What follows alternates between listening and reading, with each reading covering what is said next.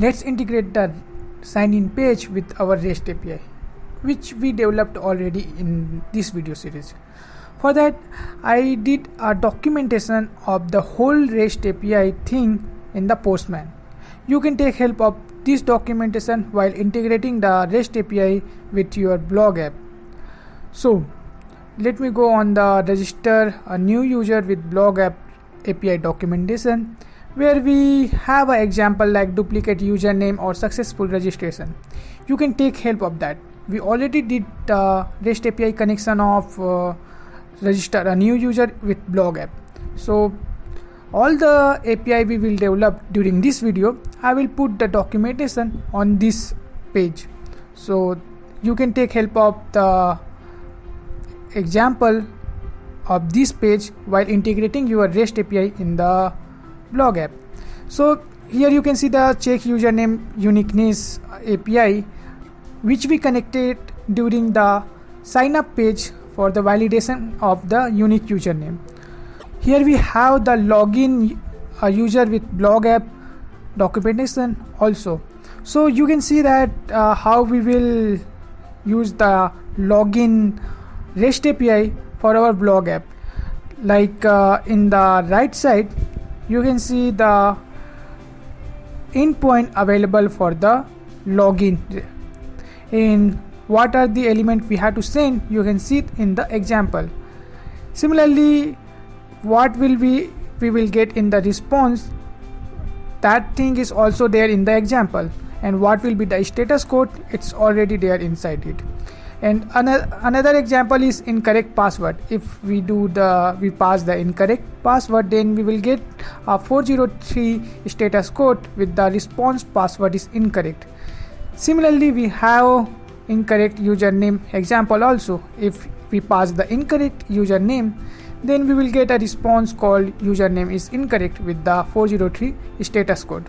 So with help of this documentation, you will get an idea that what is the corresponding REST API endpoint for each of the page, and what we have to send during the HTTP request, and what we will get back during the successfully HTTP GET request or POST request. So all these things are there inside the API documentation. Please take help of that documentation. I will put the link on the description. Let's go for the REST API connection on the blog app. We have to do the same thing as we did on the sign up page REST API integration. We need a user controller or password controller for these two fields, and we don't need an email controller for this page.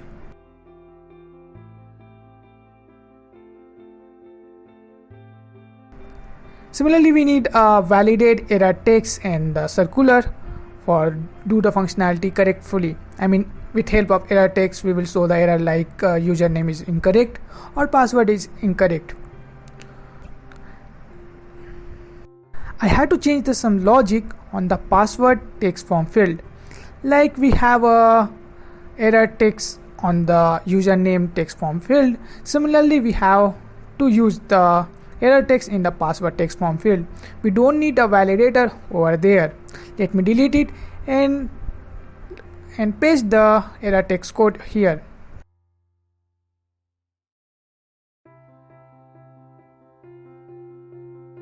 So now it's time to implement some logic.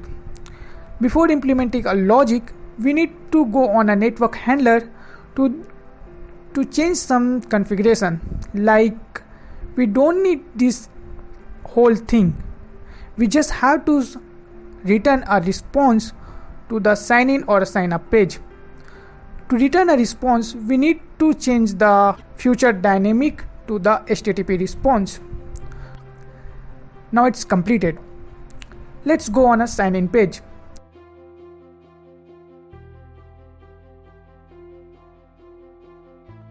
To implement a logic, we need a data.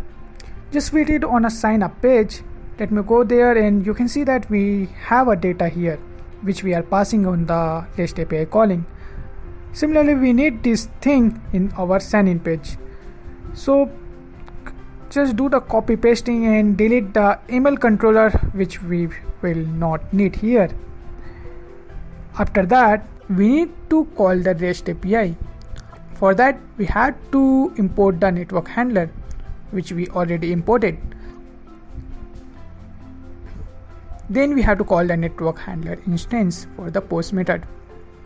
In this post method, we will get a response because after the sign-in, we had to get back a token from the backend.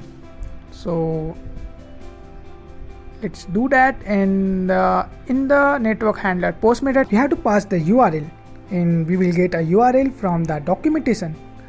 And let's go on a documentation and see the login URL. We already have a base URL in the network handler, so we need only /user/login as the URL. Similarly, we have to pass the body, and we have a data as a body.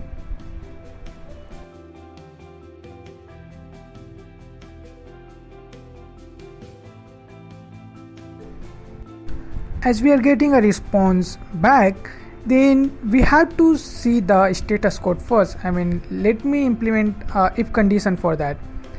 If the status code will be 200 or 201, then we will print the token right now. Because in the documentation, if the successfully login, we have a status code 200, and this will happen, then we will get back a token. So to use a token, we need to decode the JSON data first.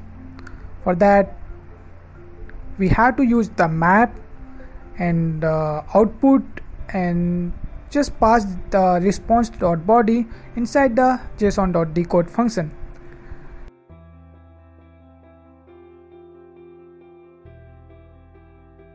Then now we can print the token over there. To print a token, we need an output, and the name of the object is token. So output token, then it will print the token variable. And in the else condition, we will get an error, then we have to implement a logic for that also. So in the else condition, we will set the validate as a false, because if the validate is a false, then we are showing error text in the username and password field. Right now error text is null. We have to set the error text in the else condition also, but we have to first set the validate as a false inside the else condition.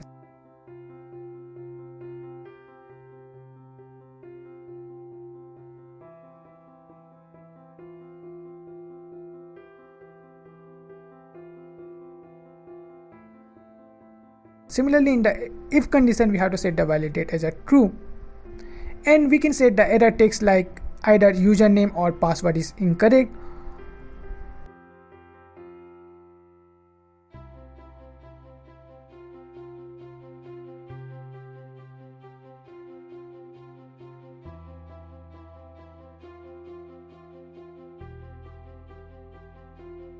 And we have to set the circular as a false in the both of the if and else condition, because after the successfully response we will get, we have to set the circular as a false. And to use the circular progress bar, we have to just set the circular as a true on the onTab function just before the map method. Then I have to just do the one quick thing. Before, we are using a circular progress bar as a replace for the whole container widget, but I had to replace the circular progress bar with the sign in text only.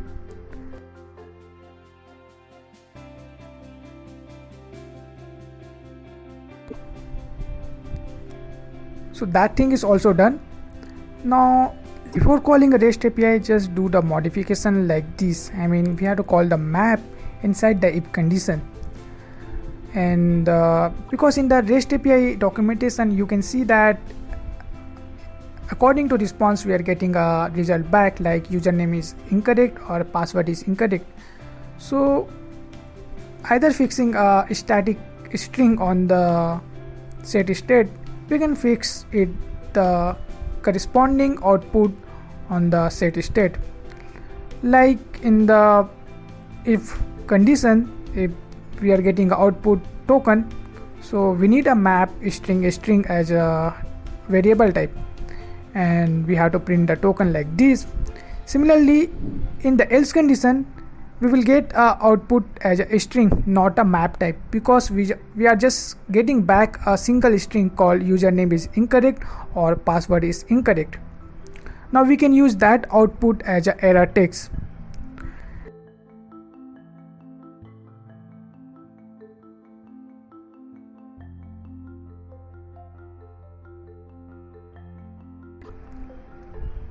Now let's test it. Let me put a random username and password on the text form field. If I will do so, then we are getting error text like username is incorrect, because you can see on the documentation that if the username is incorrect, then we will get a response back called username is incorrect, and it's showing correctly here. Similarly, if I will pass a correct username, like we have a correct username devstack06, then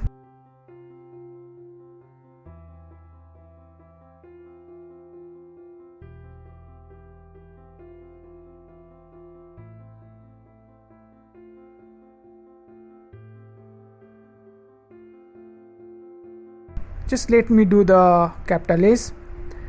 Then you can see that we are getting a response back called password is incorrect. It's mean that our functionality is working perfectly. Let me pass the password 1245 and do the login successfully. For that, we are getting an error called map string dynamic is not a subtype, string. So let's change the string to the dynamic. After doing the modification, after clicking a sign in button again, we are getting a response back, a token. You can see it on the output on the debug console that we have the token back. It's mean the login is successfully completed. Again, I just want to say the thank you for all the subscribers who subscribe this channel, and I just want one help from you, that let me suggest a background music for this whole video series. I mean, I have to use some background music, and if you are not liking the old background music, then you can suggest me a background music for this video. Thank you all, happy coding, and see you on the next video.